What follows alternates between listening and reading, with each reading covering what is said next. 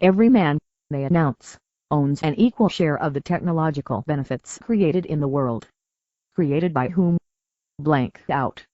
Frantic cowards who posture as defenders of industrialists now define the purpose of economics as an adjustment between the unlimited desires of men and the goods supplied in limited quantities. Supplied by whom? Blank out. Intellectual hoodlums who pose as professors shrug away the thinkers of the past by declaring that their social theories were based on the impractical assumption that man was a rational being, but since men are not rational, they declared, there ought to be established a system that will make it possible for them to exist while being irrational, which means, while defying reality. Who will make it possible? Blank out.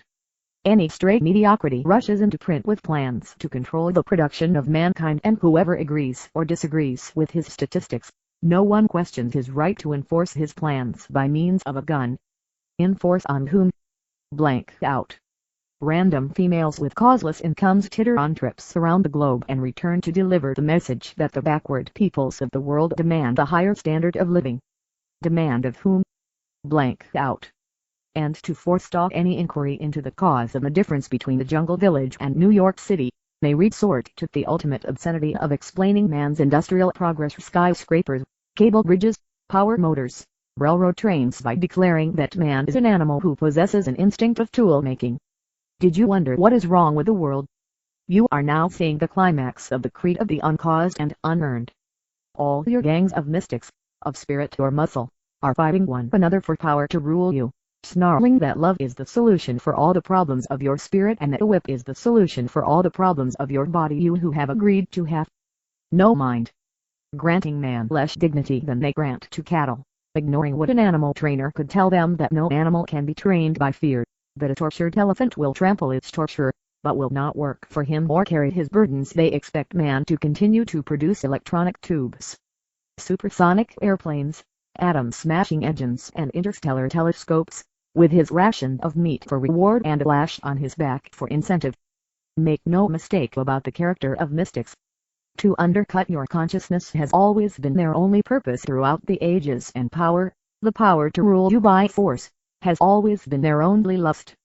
From the rites of the jungle witch doctors, which distorted reality into grotesque absurdities, stunted the minds of their victims and kept them in terror of the supernatural for stagnant stretches of centuries, to the supernatural doctrines of the Middle Ages, which kept men huddling on the mud floors of their hovels, in terror that the devil might steal the soup they had worked 18 hours to earn, to the seedy little smiling professor who assures you that your brain has no capacity to think, that you have no means of perception and must blindly obey the omnipotent will of that supernatural force.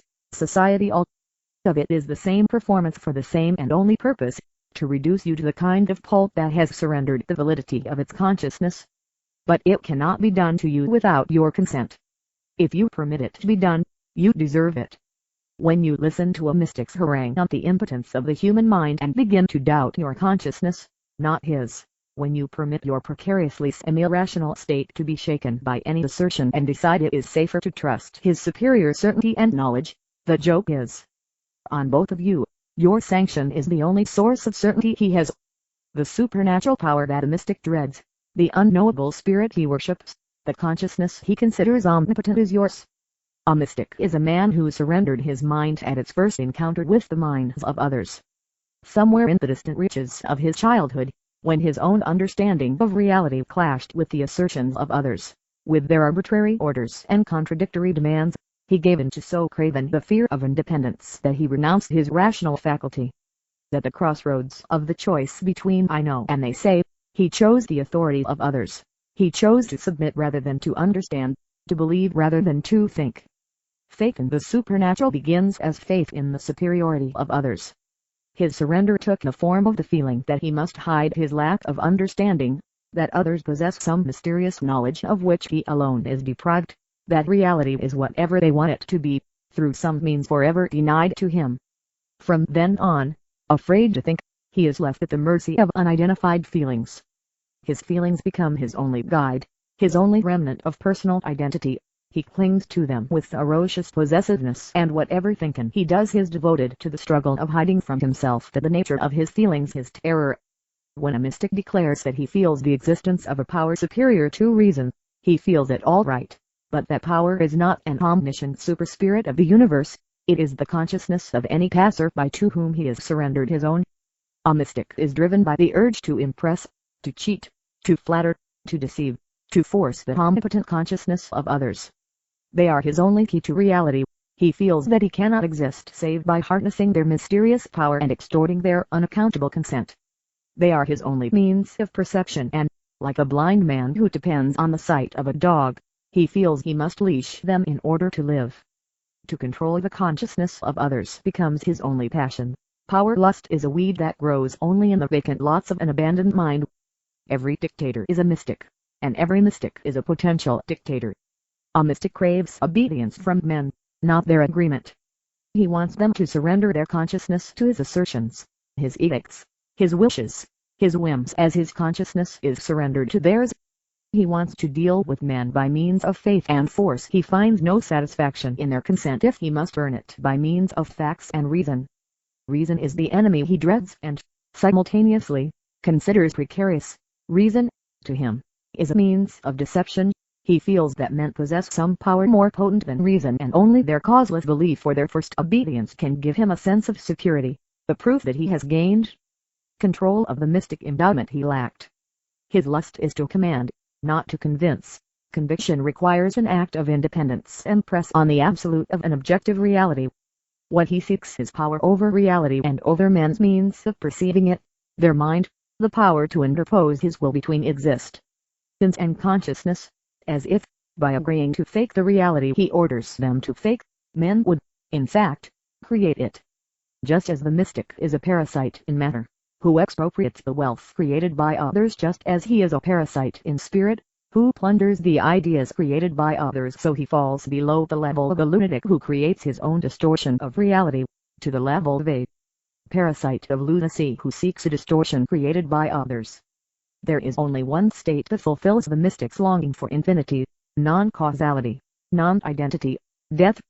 No matter what unintelligible causes he ascribes to his incommunicable feelings, whoever rejects reality rejects existence and the feelings that move him from then on are hatred for all the values of man's life, and lust for all the evils that destroy it. A mystic relishes the spectacle of suffering, of poverty, subservience and terror. These give him a feeling of triumph, the proof of the defeat of rational reality. But no other reality exists. No matter whose welfare he professes to serve, be it the welfare of God or of that disembodied gargoyle he describes as the people, no matter what ideal he proclaims in terms of some supernatural dimension, in fact, in reality, on earth, his ideal is death, his craving is to kill. His only satisfaction is to torture. Destruction is the only end that the mystic's creed has ever achieved, as it is the only end that you see them achieving today, and if the ravages wrought by their acts have not made them question their doctrines, if they profess to be moved by love, yet are not deterred by piles of human corpses, it is because the truth about their souls is worse than the obscene excuse you have allowed them, the excuse that the end justifies the means and that the horrors they practice are means to nobler ends. The truth is that those horrors are their ends. You who were depraved enough to believe that you could adjust yourself to a mystic's dictatorship and could please him by obeying his orders, there is no way to please him. When you obey, he will reverse his orders. He seeks obedience for the sake of obedience and destruction for the sake of destruction. You who are craven enough to believe that you can make terms with a mystic by giving into his extortions, there is no way to bite him off. The bribe he wants is your life, as slowly or as fast as you are willing to give it in, and a monster he seeks to bribe is the hidden blank out in his mind, which drives him to kill in order not to learn that the death he desires is his own. You who are innocent enough to believe that the forces let loose in your world today are moved by greed for material plunder, the mystic's scramble for spoils is only the screen to conceal from their mind the nature of their motive. Wealth is a means of human life, and they clamor for wealth in imitation of living beings, to pretend to themselves that they desire to live. But their swinish indulgence in plundered luxury is not enjoyment, it is escape. They do not want to own your fortune, they want you to lose it. They do not want to succeed, they want you to fail. They do not want to live, they want you to die. They desire nothing, they hate existence, and they keep running, each trying not to learn that the object of his hatred is himself. You who never grasp the nature of evil, you who describe them as misguided idealists as may the God you invented forgive you! They are the essence of evil. Those anti-living objects who seek, by devouring the world, to fill the selfless zero of their soul. It is not your wealth that they're after. Theirs is a conspiracy against the mind, which means, against life and man. It is a conspiracy without leader or direction, and the random little thugs of the moment who cash in on the agony of one land or another are chances come riding the torrent from the broken dam of the sewer of centuries, from the reservoir of hatred for reason, for logic, for ability, for achievement, for joy, stored by every whining anti-human who ever preached the superiority of the heart over the mind.